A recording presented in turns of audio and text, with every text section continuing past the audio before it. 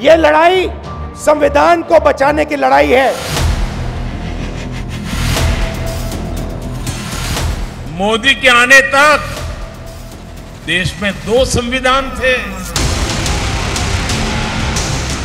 ये दिल्ली की भीड़ बता रही है कि मोदी जी जिस तरह से आंधी की तरह आए थे उसी तरह तूफान की तरह चले जाएंगे।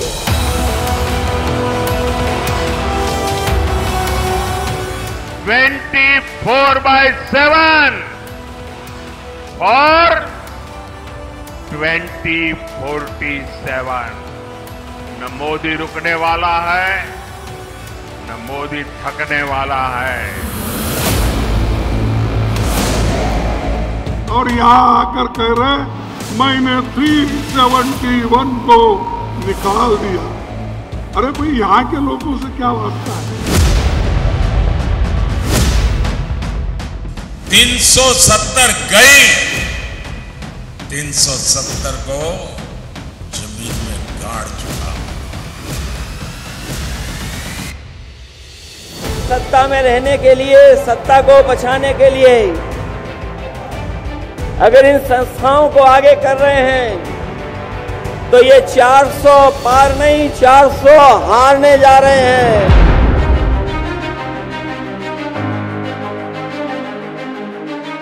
ये 10 साल में जो हुआ वो तो सिर्फ ट्रेलर है, ट्रेलर।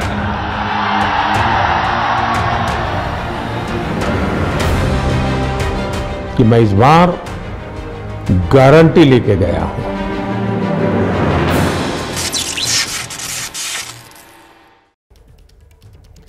तो अभी आपने 2 मिनट की जो रिपोर्ट देखी, उसके बाद आपके मन में कई सवाल आ रहे होंगे। सबसे पहला सवाल, अंडर करंट क्या है और इस चुनाव में किसका अंडर करंट है?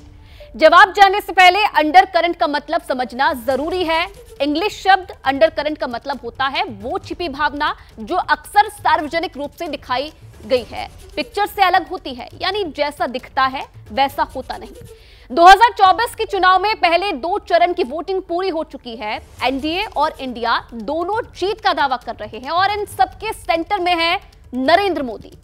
सवाल है कि क्या 2014 और 2019 की तरह मोदी मैजिक कायम है या फिर विपक्ष के लिए ये बेस्ट मौका है, या फिर नरेंद्र नहीं दिख रहा तो क्या ये मोदी का अंडर करंट है या फिर अंडर करंट किसी और का है?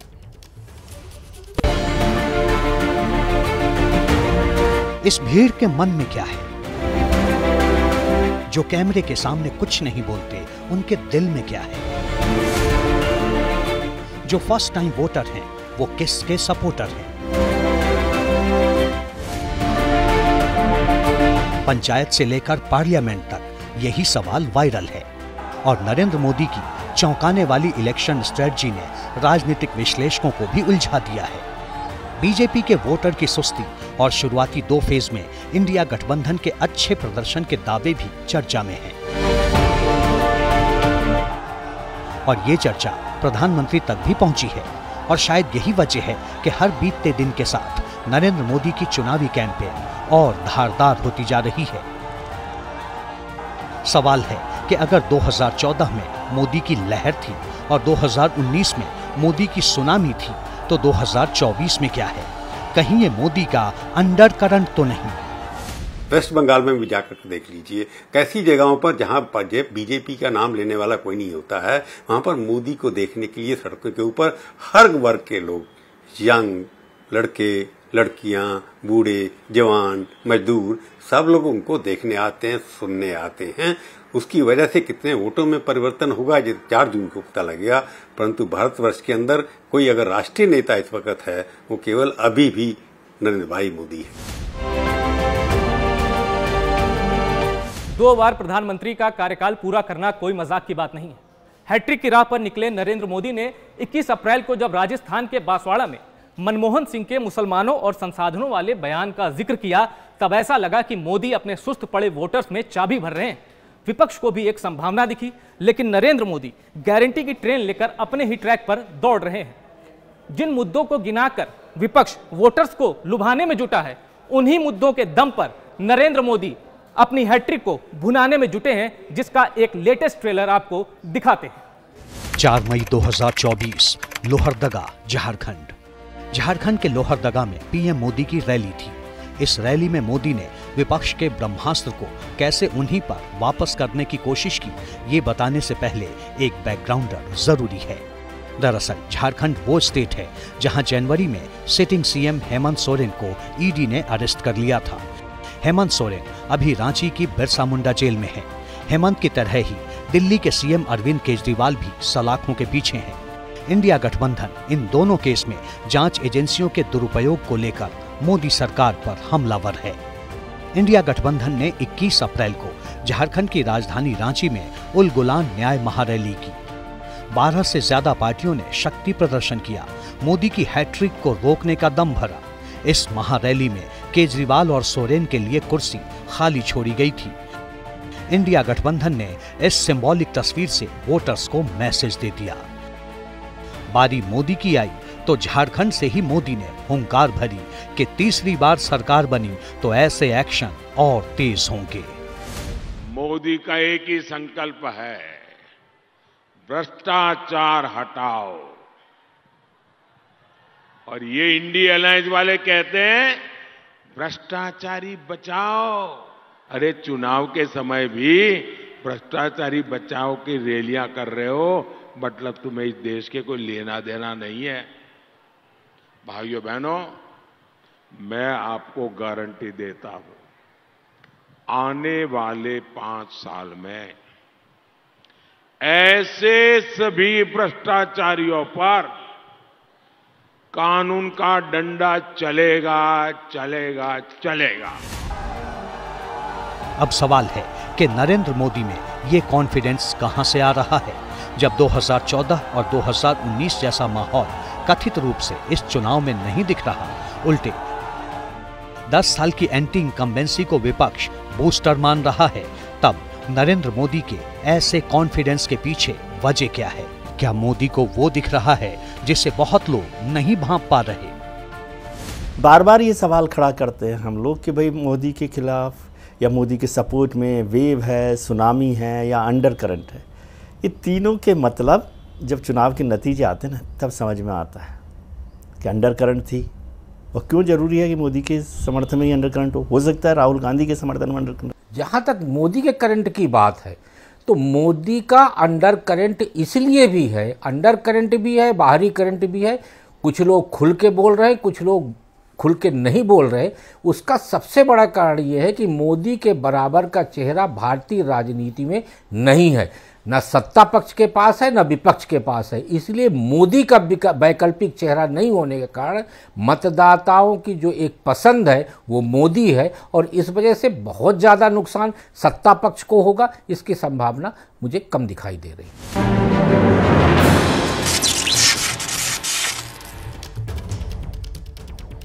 तो अभी इस स्पेशल रिपोर्ट का सबसे इंटरेस्टिंग पार्ट बाकी है। आपको अमित शाह का राहुल गांधी पर लेटेस्ट अटैक भी सुनाएंगे और अमित शाह की नजर में चुनाव कैसा हो रहा है और बीजेपी की कितनी सीट का दावा वो कर रहे हैं, ये भी आपको सुनाएंगे। साथ ही साथ राहुल गांधी का बीजेपी सरकार पर संविधान को बदल देने का आरोप भी आपको सुनाएंगे। लेकिन उससे पहले बिग वॉल ग्राफिक्स के जरिए इस चुनाव के हिडन मैसेज को समझाने की कोशिश करते हैं कि आखिर ये चुनाव इतना सस्पेंसफुल क्यों है।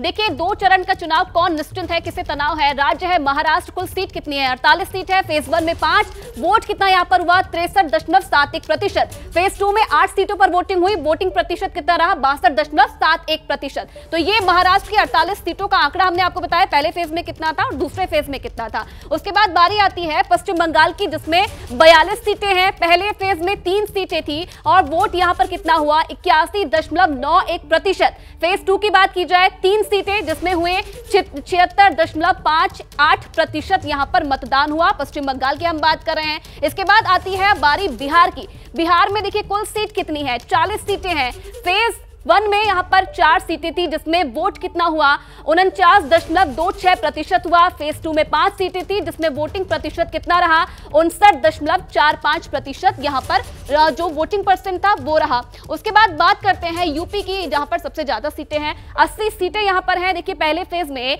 8 सीटें थी जिसमें 61.11% मतदान हुआ। फेज 2 की अगर बात की जाए तो 8 सीटों में 55.19% मतदान हुआ। तो ये 2 चरणों का चुनाव और इन राज्यों में क्या वोटिंग परसेंट रहा ये हमने आपको बताया है। कुल सीट 210, फेज 1 में 20 में देखिए आप क्या आंकड़ा रहा है और इन सीटों पर किस तरीके से जो वोटिंग परसेंट था वो रहा है। महाराष्ट्र की बात की जाए 48% यहां पर मतदान हुआ। अब देखिए कितना बदल गया आंकड़ा। पहले चरण का आंकड़ा क्या है वो भी आपको समझाते हैं। 19 अप्रैल को शाम 5 बजे तक की अगर बात की जाए तो 59.70% जो आंकड़ा था वोटिंग परसेंट था वो था। ये कैसे आगे बढ़ता गया ये भी आपको समझाए। 19 अप्रैल को ही शाम 7 बजे आंकड़ा कैसे बदला, 60.3% जो मतदान का आंकड़ा था प्रतिशत था वो बढ़ा। उसके बाद अगर 19 अप्रैल रात 10 बजे तक की बात की जाए तो 63.70% ये आंकड़ा बदलता क्या। उसके बाद अगर बात की जाए 20 अप्रैल सुबह 8 बजे तक की तो 64% जो ये आंकड़ा था ये बदल गया है। और 2019 में 69.96% फाइनल आंकड़ा क्या रहा, वोटिंग परसेंट क्या रहा फाइनल वो भी आपको बता दें 66.10% ये पूरा आंकड़ा रहा है। तो देखिए अब दूसरे चरण की बात की जाए, दूसरे चरण में देखिए 26 अप्रैल को शाम 5 बजे 60.70% ये आंकड़ा रहा। उसके बाद शाम 7 बजे की बात की जाए तो 61% ये आंकड़ा रहा। उसके बाद रात 9 बजे की बात की जाए तो 63% ये आंकड़ा रहा। और फाइनल की अगर बात की जाए 2019 में 70% कहीं ना कहीं आंकड़ा रहा और फाइनल आंकड़ा जो था वो 66.70 था। तो आंकड़ों के जरिए आपने समझ लिया कि कैसे 2024 का चुनाव 2014 और 2019 की तुलना में अलग दिखाई दे रहा है। वैसे ऐसा भी नहीं है कि बीजेपी के लिए मैदान खुला है। प्रज्वल रेवन्ना, ब्रजभूषण शरण सिंह, कुछ जातीय संगठनों की नाराजगी को भी नेगेटिव फैक्टर के तौर पर देखा जा रहा है। यूपी और बिहार में कुल 120 लोकसभा सीटें हैं। वहां अखिलेश और तेजस्वी की पॉपुलैरिटी भी बीजेपी की फिक्र की वजह है। सवाल है कि नरेंद्र मोदी की हैट्रिक होगी या फिर नहीं।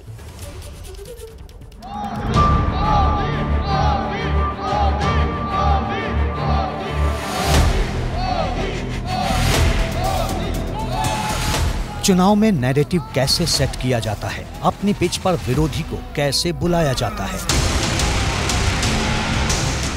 और किस तरह विपक्ष की एक चूक को गेम चेंजर बनाया जाता है। बीते 1 दशक में कई बार नरेंद्र मोदी ये करिश्मा कर चुके हैं। 2001 से आज तक जब भी चुनाव लड़ा न तो खुद हारे न पार्टी को हारने दिया और अब मोदी अपने राजनीतिक जीवन की सबसे बड़ी परीक्षा दे रहे हैं। विपक्ष के कई लोग नरेंद्र मोदी की गारंटी को 2004 में अटल बिहारी वाजपेयी के फील गुड से भी जोड़ रहे हैं, जब तमाम सर्वे बीजेपी की सरकार बना रहे थे, लेकिन हुआ उल्टा। तो क्या इस बार भी बीजेपी ओवर कॉन्फिडेंस में है या वाकई जलवा कायम है? भारतीय जनता पार्टी जानती थी कि 2014 और 2019 के बाद 2024 का चुनाव उनके लिए कठिन और चुनौतीपूर्ण होने वाला है। इसलिए भाजपा ने एक टारगेट तय किया। हर मतदान केंद्र पे अपने बूथ के जो कोऑर्डिनेटर थे, बूथ मैनेजमेंट करने वाले थे, उनको कहा गया है कि हर मतदान केंद्र पे 370 वोट ज़्यादा डलवाना है।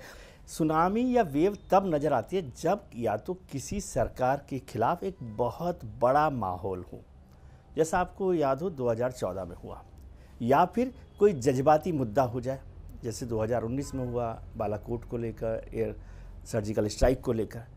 इस समय ऐसा कोई जज्बाती मुद्दा नहीं दिखाई दे रहा। लेकिन इसका मतलब यह है क्या कि नरेंद्र मोदी चुनाव हार रहे हैं? फिलहाल तो ऐसा नहीं लगता। वैसे तो चुनावों का अंतिम सत्य जो है नतीजे होते हैं कि क्या होगा, लेकिन फिलहाल नहीं दिखाई देता कि मोदी सरकार रिपीट नहीं हो रही या हैट्रिक नहीं बनाने जा रही।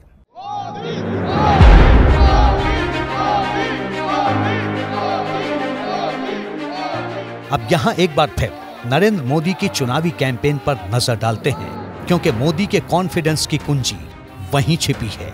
नरेंद्र मोदी के 3rd टर्म को विपक्ष संविधान के खात्मे के तौर पर देख रहा है। लेकिन मोदी अपने अतीत से विपक्ष की स्ट्रेटजी को फेल करने में जुटे हैं। ये जो संविधान है हिंदुस्तान की जनता की आवाज है, हिंदुस्तान के दिल की धड़कन है। इसको जिस दिन खत्म कर दिया गया उस दिन यहां पे हिंदुस्तान नहीं बचेगा। अलग अलग स्टेट हो जाएंगे, हिंदुस्तान नहीं बचेगा। यही इनका लक्ष्य है। जरा कान खोलकर सुन लो, ये मोदी संविधान मेरे लिए मेरा धर्म ग्रंथ है, मेरी सरकार चलाने के लिए मेरा धर्म ग्रंथ है। और तुम्हें तो मालूम नहीं है, जब भारत के संविधान को 60 साल हुए, इस देश में अकेला मैं मुख्यमंत्री था, अकेला गुजरात का मुख्यमंत्री था जिसने संविधान के 60 साल का उत्सव मनाया था। विपक्ष के अटैक और मोदी के डिफेंस में एक और बहुत बड़ा अंतर है। इंडिया गठबंधन 2024 में जीत का दम भर रहा है, लेकिन नरेंद्र मोदी 2047 की बात कर रहे हैं। मतलब विपक्ष के विजन और मिशन से कहीं आगे की बात मोदी कर रहे हैं। जिन्होंने दशकों भारत की राजनीति देखी है, समझी है, हम उनसे समझना चाह रहे थे कि आखिर नरेंद्र मोदी का प्लान 2047 क्या 2024 में काम करेगा। अभी से अगले 23 सालों तक अपराजेय रहने की भावना का संचार कैसे हो रहा है, मोदी को ये यकीन क्यों है? वेव दिखाई दे, सुनामी है या नहीं है, या अंडर करंट है, ये तो चुनाव नतीजों से पता चलेगा कि जो मौजूदा सरकार है, एनडीए सरकार है, वो 400 पार करती है या नहीं करती है, 300 पार करती है या नहीं करती है, 272 भी पार करती है कि नहीं करती। फिलहाल ऐसी संभावना नहीं लगती, फिलहाल ऐसी संभावना नहीं लगती कि मोदी सरकार हैट्रिक नहीं बनाएगी। अब वो कितना पार करेगी? और 400 पार का नारा जो उनका साइकोलॉजिकल ट्रैप है नरेंद्र मोदी जी का, प्रधानमंत्री जी का, वही है कि हम सब लोग उसमें फंसे हुए हैं। 400 पार होना महत्वपूर्ण है ही नहीं, सरकार बनाने के लिए 272 पार होना जरूरी है, और वहाँ पर मुझे फिलहाल कोई बाधा नहीं दिखती। जिसकी भी सरकार बनेगी, चाहे भारतीय जनता पार्टी की हो या कांग्रेस की हो, जिसकी भी सरकार बनेगी, मेरा अपना मानना है कि ये प्रचंड बहुमत लाकर ही ये सरकार बनेगी और काफी बड़े मार्जिन के साथ बनेगी।